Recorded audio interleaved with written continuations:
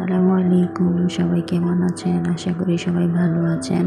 আজকে আপনাদের সাথে হালিম বানানোর রেসিপি নিয়ে আসলাম। চলেন হালিম বানানোর রেসিপিটা দেখা যাক। প্রথমে আমি এখানে চাল ডাল মিশ্রণটা ঢেলে নিলাম। এখানে মশলাটা ঢেলে নিলাম।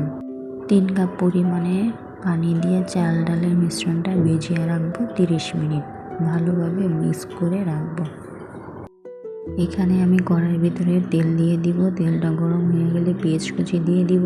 পেঁয়াজটা ভাজা হয়ে গেলে এখানে আধা চামচ আদা বাটা, আধা চামচ রসুন বাটা, আদা রসুন পেঁয়াজ একসাথে ভালোভাবে ভেজে নিব।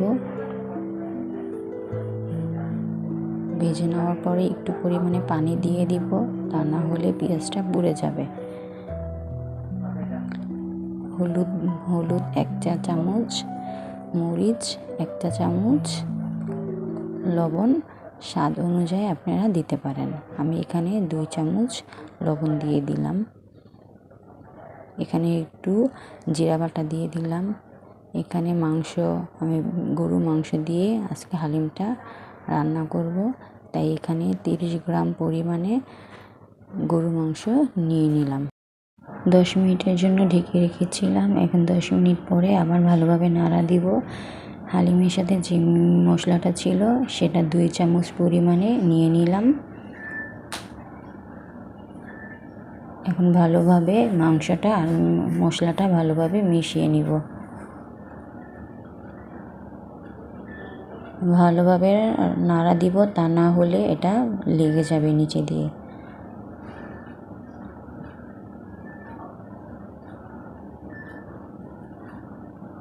একটু পরিমাণে পানি দিয়ে নিলাম, তা না হলে মাংসটা সিদ্ধ হবে না।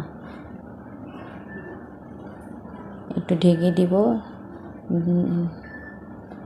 মাংসটা সিদ্ধ হয়ে আসলে চাল ডালের মিশ্রণটা ঢেলে দিব।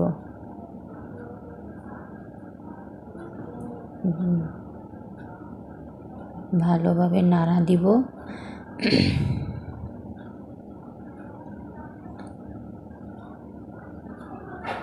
ভালোভাবে নাড়া দিতে হবে, তা না হলে একসাথে জমাট বেঁধে যাবে। কিছুক্ষণ পরে আবার আসলাম। দেখেন ভালোভাবে হয়ে আসতেছে। এখন 3 কাপ পরিমাণে পানি দিয়ে দিব।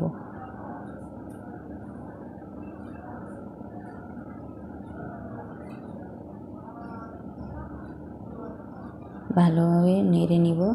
যতটুকু হালিমের মশলাটা ছিল তা সবগুলো অ্যাড করে দিব।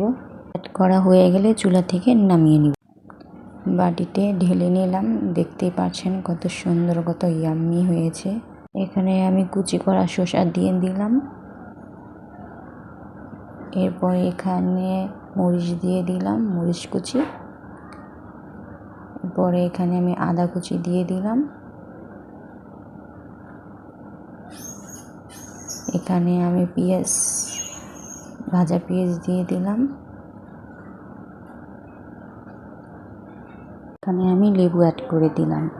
এমন সুন্দর রেসিপি পেতে অবশ্যই সাবস্ক্রাইব করবেন, লাইক কমেন্ট শেয়ার করবেন। সবাই ভালো থাকবেন, সুস্থ থাকবেন। আল্লাহ হাফেজ। আসসালামু আলাইকুম।